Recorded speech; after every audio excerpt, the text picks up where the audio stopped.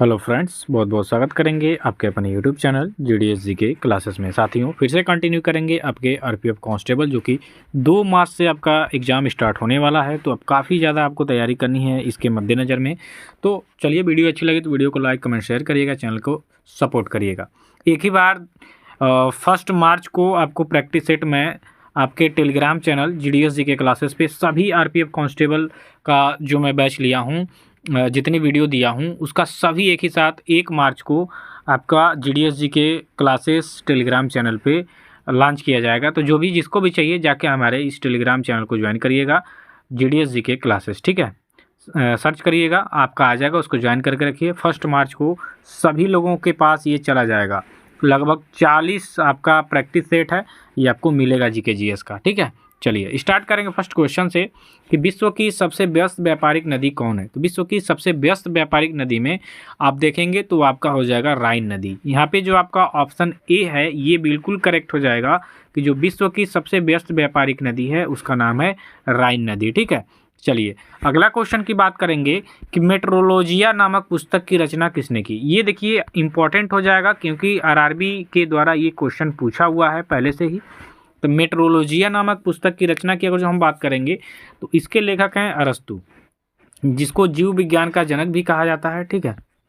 Father of biology, जीव विज्ञान का जनक इनको भी कहा जाता है, भूगोलवेत्ता भी रहे हैं ये, ठीक है।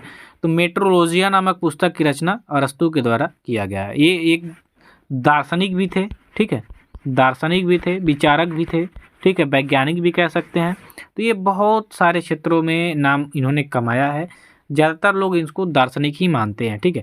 तो मेट्रोलॉजिया नामक पुस्तक की रचना अरस्तु के द्वारा की गई है। ऑप्शन नंबर यहाँ पे आपका बी बिल्कुल करेक्ट आंसर हो जाएगा।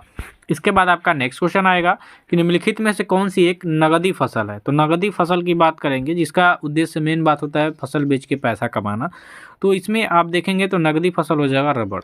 यहाँ पे आपका सी ऑप्शन करेक्ट होगा क्योंकि जो गेहूँ होता है, बाजरा होता है, धान होता है, ये आपके खाद्य यानी खाने के अंतर्गत आप खाने के लिए रख लेंगे उसके बाद बेचेंगे। लेकिन रबड़ का मुख्य उद्देश्य इसको रख के क्या करेंगे, आप इसको बेचना ही है। जैसे गन्ना है तो गन्ना को आप रख के क्या करेंगे, इसका मेन उद्देश्य आपका क्या होता है, बेचना होता है। तो नगदी फसल में आ जाएगा आपका ये कि इनमें से जो रबड़ हो जाएगा ये आपका नगदी फसल हो जाएगा। ओके, चलिए अगला क्वेश्चन आपका आ रहा है कि निम्नलिखित में से कौन खरीफ की फसल है। रबी खरीफ जायद होता है ना, तो रबी खरीफ, जिसमें आप खरीफ पूछ लिया तो खरीफ वही होता है जो आपका बोया जाता है बारिश के मौसम में, ठीक है। तो और ठंडी आते आते काट ली जाती है। तो ये इनमें से सभी हो जाएगा। इनमें से जो सभी फसलें हैं जैसा कि चावल, मक्का, कपास, ये बारिश के समय बोया जाता है लगभग अगस्त सितंबर में, और जून जुलाई में बोया जाता है और सितंबर अक्टूबर तक काट लिया जाता है, ठीक है।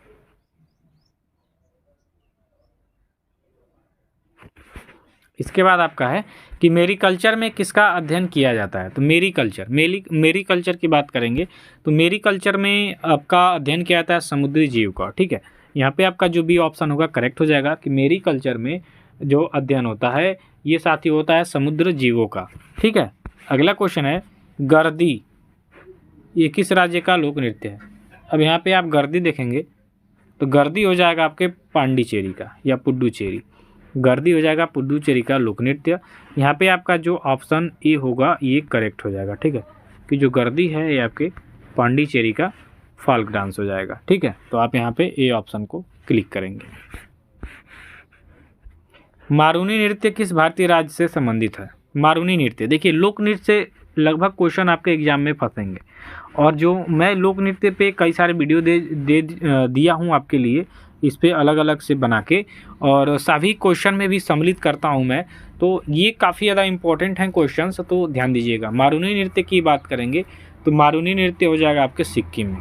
यहाँ पे जो आपका ऑप्शन नंबर सी है ये बिल्कुल सही हो जाएगा कि जो आपका क्या बोलते हैं ये मारूनी नृत्य है ये सिक्किम में है, ठीक है। अगला है एंथोरियम त्यौहार किस राज्य में मनाया जाता है। अब त्यौहार और पर्व मेले से भी संबंधित क्वेश्चन आपके एग्जाम में आएंगे।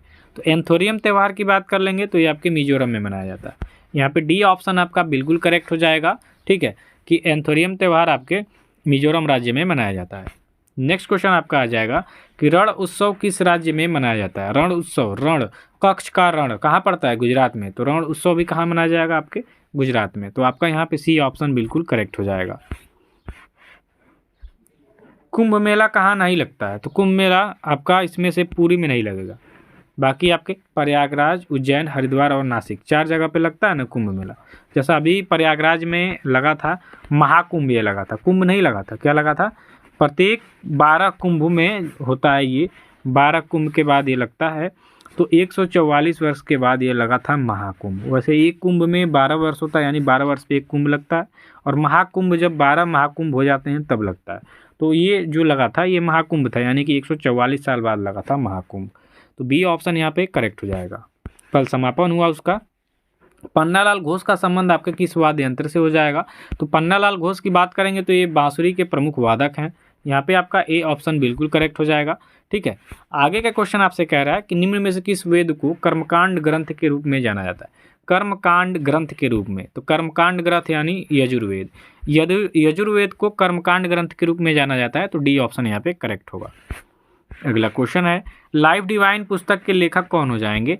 तो लाइफ डिवाइन जो पुस्तक है ये लिखी गई है अरविंद घोष के द्वारा। तो आप यहाँ पे सी ऑप्शन को करेक्ट करेंगे कि जो लाइफ डिवाइन नामक पुस्तक है, साथी ये क्वेश्चन आपके एग्जाम में कई बार पूछा है। तो लाइफ डिवाइन पुस्तक के लेखक हो जाएंगे Arvind Ghosh. C option correct हो जाएगा। इसके बाद है, सैंडलर आयोग का संबंध किससे था? तो सैंडलर आयोग की बात कर लेंगे तो ये संबंध हो जाएगा शिक्षा से। सैंडलर आयोग जो था ये शिक्षा से संबंधित था साथियों।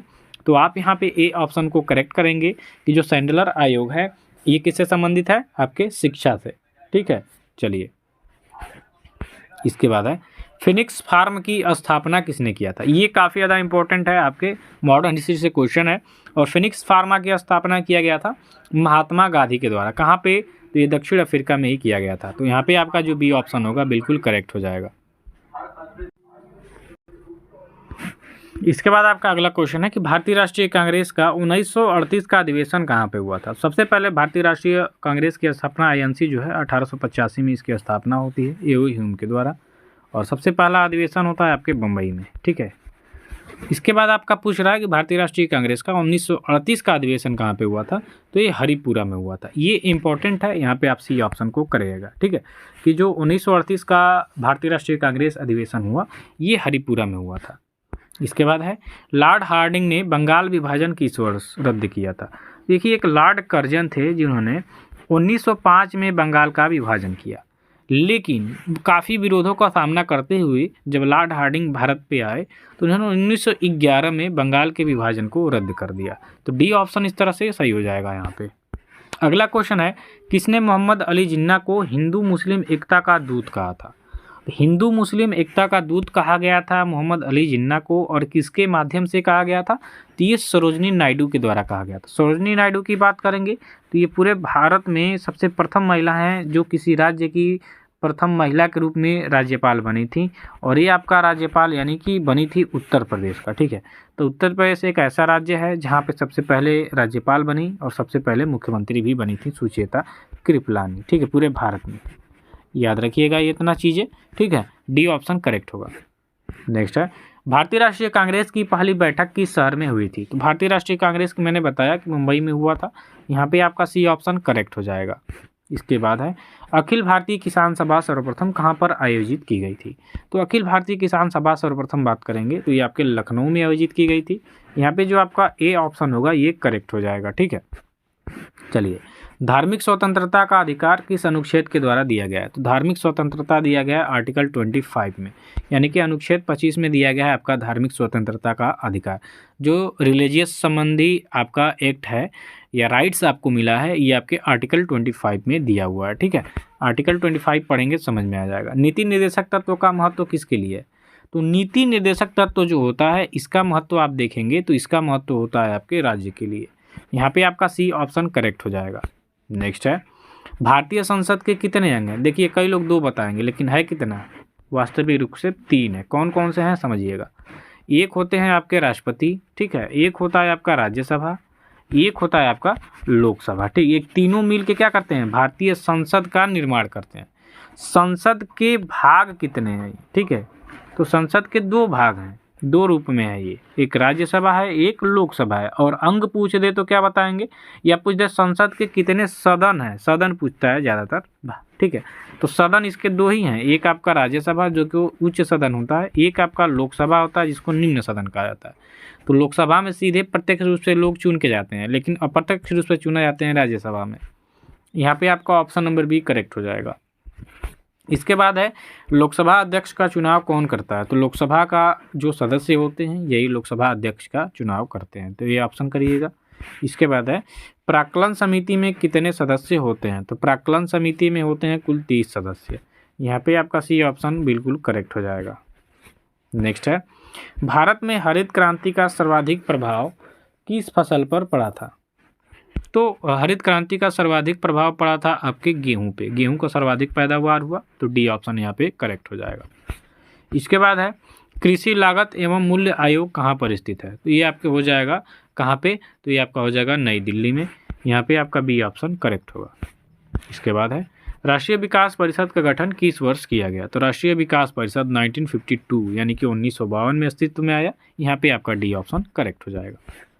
इसके बाद है जीवद्रव्य शब्द का प्रयोग सर्वप्रथम किसने किया था? तो प्रोटोप्लाज्मा यानी कि जीवद्रव्य जो होता है ये पुरकिंजे के द्वारा सर्वप्रथम दिया गया शब्द है, तो सी ऑप्शन करिएगा। ठीक है। अगला है कोशिका में प्रोटीन संश्लेषण कहाँ पे होता है? तो राइबोसोम्स जो होता है इसका कार्य क्या है? प्रोटीन संश्लेषण। ठीक है, प्रोटीन संश्लेषण। आपके सेल्स में प्रोटीन संश्लेषण कहाँ होता है? तो राइबोसोम्स। तो राइबोसोम्स अगर पूछता है कि राइबोसोम का क्या कार्य है तो क्या बताएंगे? इसका काम है प्रोटीन का संश्लेषण करना। तो यहाँ पे आपका ये ऑप्शन करेक्ट होगा।